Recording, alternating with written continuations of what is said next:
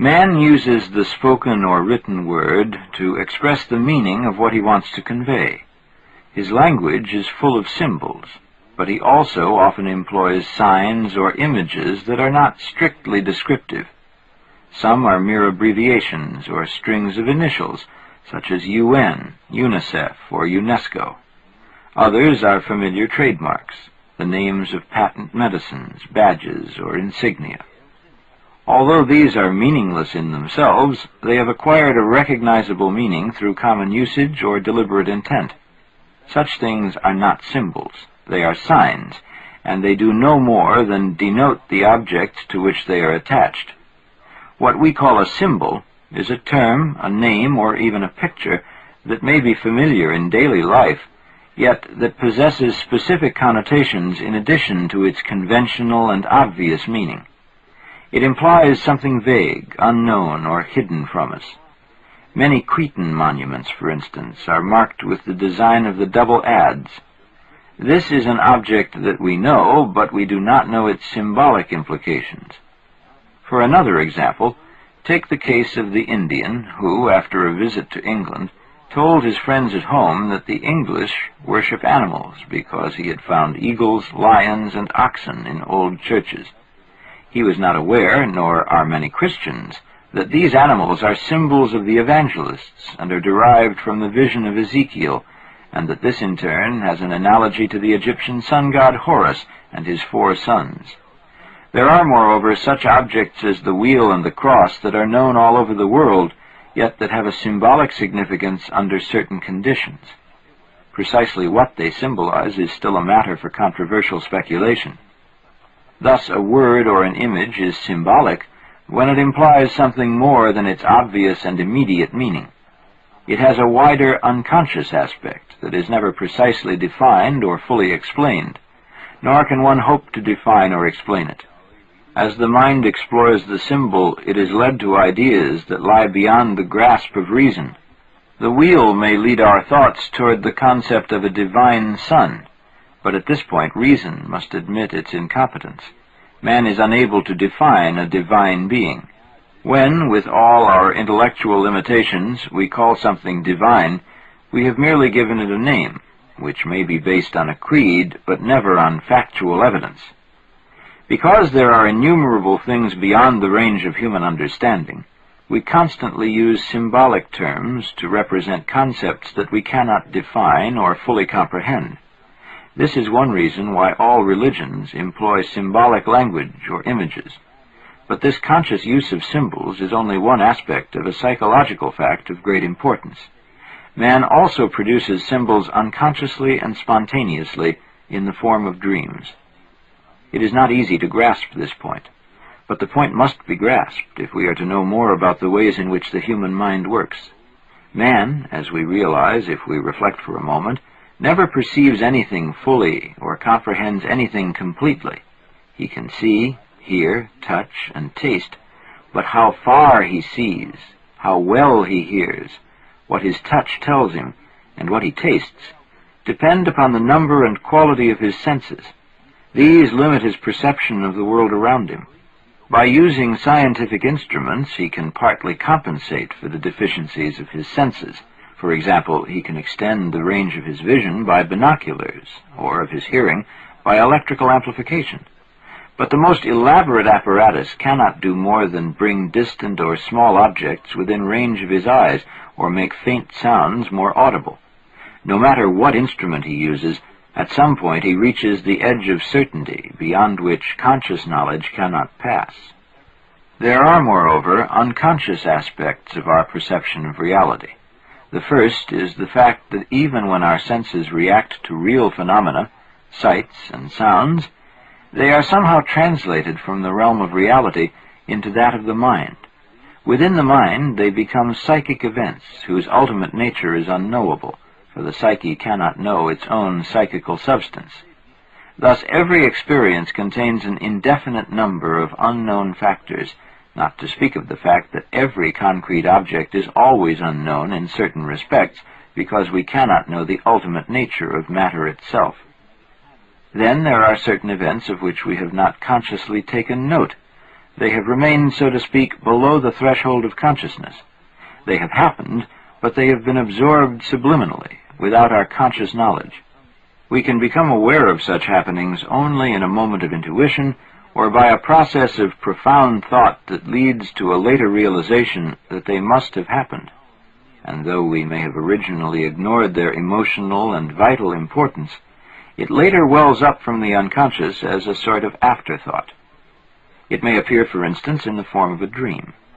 As a general rule, the unconscious aspect of any event is revealed to us in dreams, where it appears not as a rational thought, but as a symbolic image.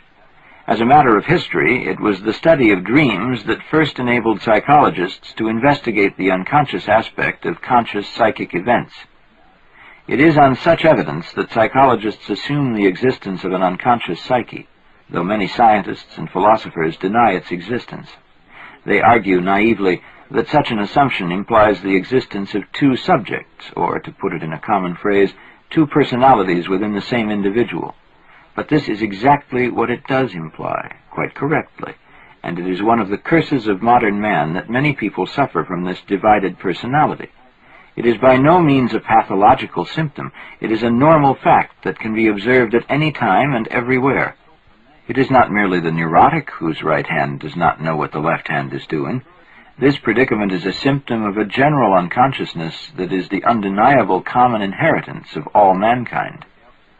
Man has developed consciousness slowly and laboriously, in a process that took untold ages to reach the civilized state, which is arbitrarily dated from the invention of script in about 4000 BC.